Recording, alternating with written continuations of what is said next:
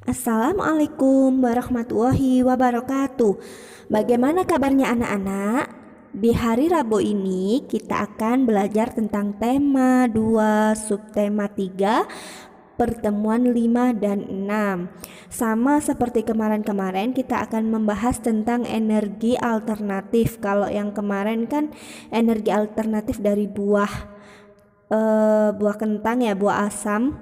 Kalau sekarang kita akan membahas energi alternatif dari singkong. Amati semua gambar makanan yang terbuat dari singkong berikut. Apa saja yaitu? Ayo, siapa yang tahu? Jajanan tradisional, ada jajanan modern juga ya.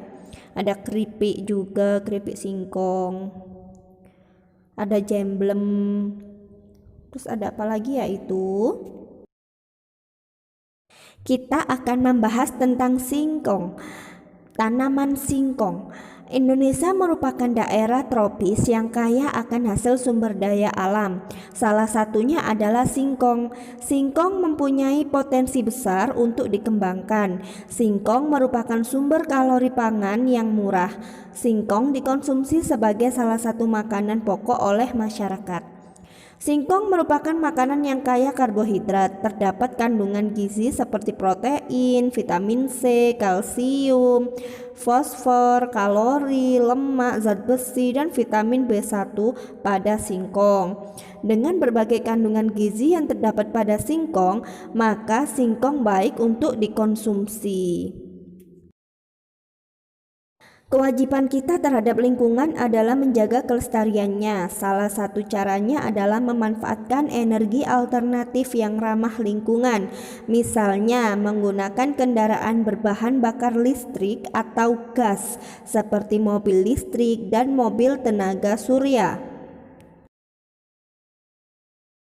Setelah memenuhi kewajiban, kita dapat memperoleh hak kita, misalnya memperoleh lingkungan yang segar untuk kesehatan dan kenyamanan. Selain itu, kita juga mempunyai hak untuk memperoleh air sehat dan bersih yang disediakan oleh alam untuk minum, mandi, pengairan, dan pembangkit tenaga listrik. Energi alternatif adalah energi yang ramah lingkungan dan tidak pernah habis. Misalnya energi yang berasal dari air, angin, panas matahari, dan sumber daya alam lain yang dapat diperbaharui.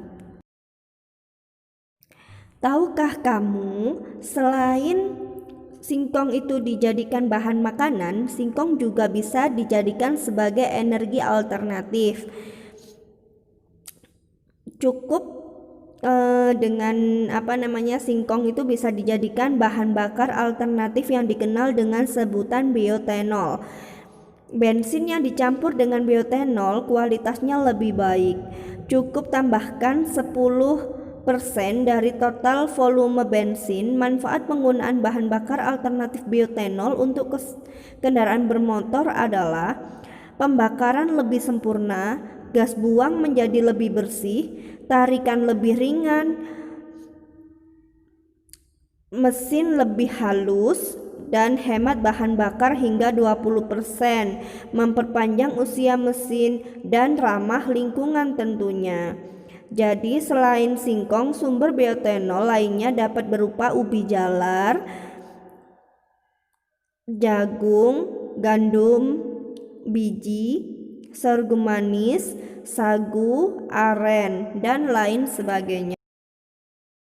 Kalau tadi ada bahan bakar alternatif dari singkong, sekarang ada bahan bakar alternatif dari tongkol jagung. Jadi tongkol jagung itu juga bisa dipakai untuk bahan bakar alternatif. Pembuatan bahan bakar alternatif berupa biopremium atau biodiesel ini diawali dengan menghaluskan bahan baku. Setelah dihaluskan, dimasukkan ke dalam tempat penampungan khusus dan dicampur dengan sejenis jamur ragi.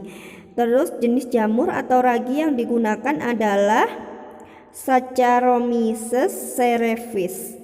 Setelah itu campuran bahan yang dihaluskan, air dan jamur ragi diaduk hingga merata lalu difermentasi, ditutup rapat selama 2 minggu. Materi terakhir kita yaitu perbedaan kalimat utama dan kalimat penjelas. Ciri-ciri kalimat utama mengandung permasalahan yang dapat diuraikan lebih lanjut. Biasanya berupa kalimat lengkap yang dapat berdiri sendiri, mempunyai arti yang jelas tanpa dihubungkan dengan kalimat lain. Kalau kalimat penjelas memiliki ciri-ciri sering merupakan kalimat yang tidak dapat berdiri sendiri. Arti kalimatnya baru jelas setelah dihubungkan dengan kalimat lain dalam satu alinea. Isinya berupa rincian, keterangan, contoh, dan data lain yang bersifat mendukung kalimat topik. Sudah paham anak-anak perbedaan kalimat utama dan kalimat penjelas? Jadi nanti kalau ada ulangan harian tema 2 keluar seperti ini, kalian tidak bingung lagi antara kalimat utama dan kalimat penjelas. Itu tadi pembelajaran kita hari ini. Jangan lupa dikerjakan tugas dari Bu Guru dan jaga kesehatan kalian. Sering-sering cuci tangan ya. Terus pakai masker. Bu Iva akhiri. Wassalamualaikum warahmatullahi wabarakatuh.